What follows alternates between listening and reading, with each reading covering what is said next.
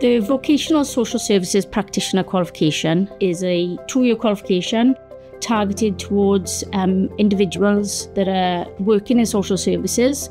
The first year is delivered all teaching and learning, which can be face-to-face or it can be remote depending on the location of the learners.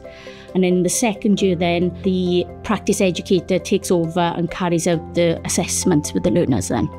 There are individuals out there that are currently practicing that do these jobs. And what the qualification does is give them recognition for what they're doing, but also supports their knowledge and understanding to be up at that level that it should be in line with the Social Services and Wellbeing Act.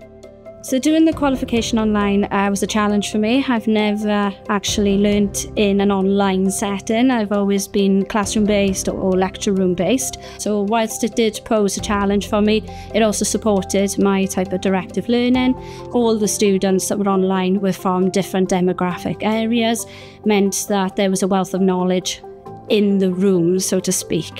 So I chose to do the SSP qualification because I knew that the qualification would give me the skills and knowledge to be able to provide the best possible service to the communities that I was working in. So my advice to anyone wanting to start a social care apprenticeship would be that it's never too late. When I started my job at 19 in the police force, I thought that was me, set. I thought that was my career and I would never go back to college or school. And for me, school was not an environment that I loved. I didn't thrive there. I didn't go to university and I was really apprehensive about starting a new qualification, but it's been amazing.